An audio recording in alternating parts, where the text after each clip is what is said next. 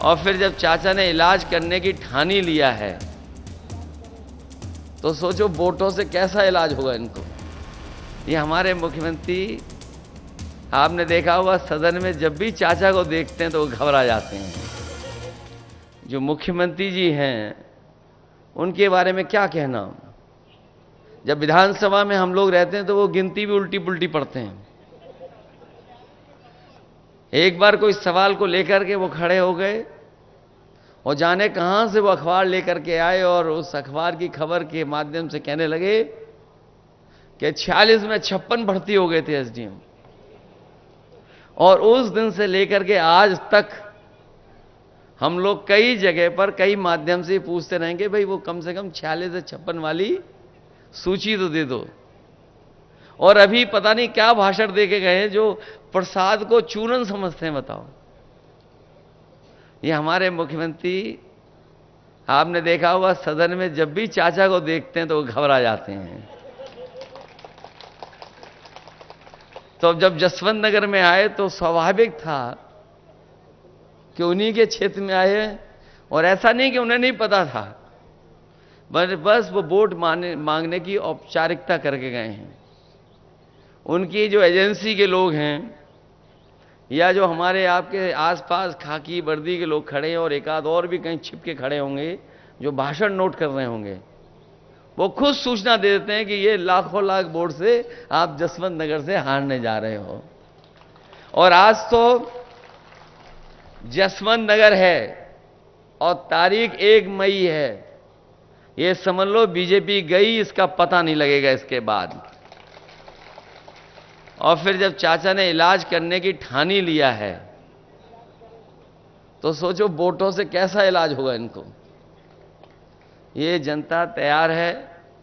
हमारे गुजरात के क्षत्रिय भाई लोग तो तलवार से नहीं, इस बार मतदान से मतवार कर रहे हैं, उससे इलाज कर रहे हैं। और जसवंत नगर वाले भी इस बार अपना एक एक वोट डाल करके भारतीय जनता पार्टी के लोगों का इलाज करने के लिए तैयार हैं। इसलिए जहां मतदान के लिए आप जाएंगे वहीं सावधान रहेंगे और सावधान रह करके अपने बूथ की रक्षा करने का काम करना, क्योंकि इस समय चाचा यहां ज्यादा समय नहीं दे पा रहे हैं।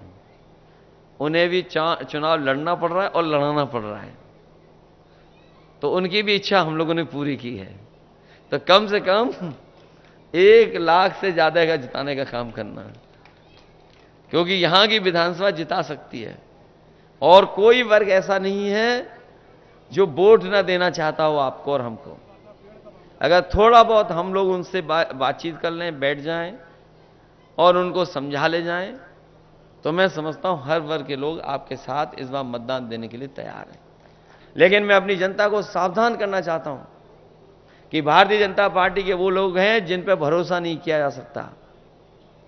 इन पे भरोसा तो बिल्कुल नहीं किया जा सकता। और अब तो इनकी और पोल खुल गई।